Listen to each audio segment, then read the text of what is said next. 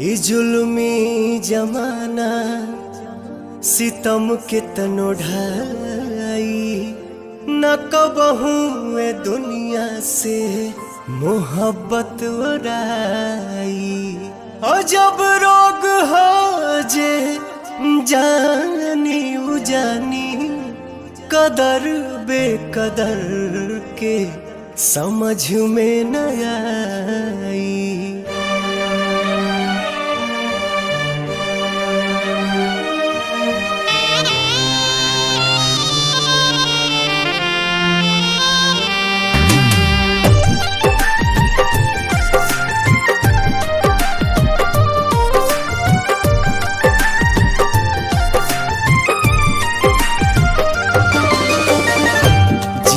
मरे के संग खैली कसम संग ही सहे के रहे सारा सितम। जिए मरे के संगे खैले कसम संग ही सहे के रहे सारा सितम। उहे जान भैली अनजान कहे पूछ के बतावा तनी चान। हे चान दूर कहे भैली हमर जान।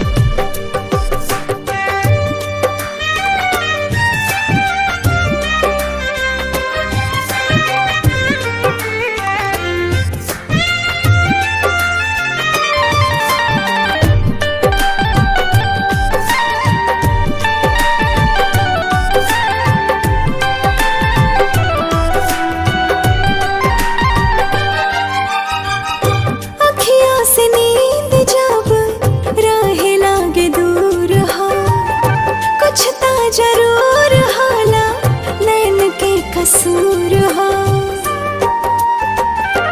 हाँ, काहे के प्रीतिया बनौले भगवान हो। प्रेमी सतावल जाला बाटे पर मान हो।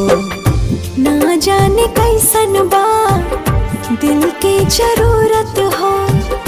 हर पल निहारेला उनके ही सूरत हो। टूट गइल सारा अरमान काहे पूछ के बतावा तनी चान। हे चान दूर काहे भैली हमर जान।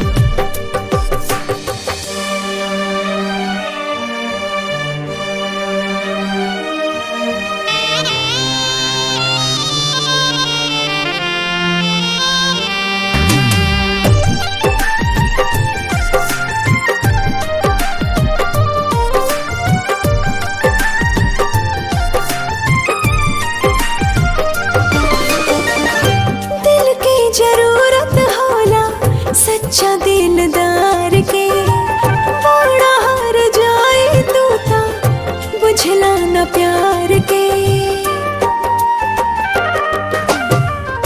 फिर ना दोबारा कब हो पाई प्यार हो। बसल बसावल दुनिया भइल उजार हो। सपनों में ना सोचनी ऐसन कब होई दिल भर के याद में अखियाँ कब रोई। घुट घुट के निकाले परान काहे पूछ के बतावा तनी चान। हे चान दूर काहे भैली हमर जान।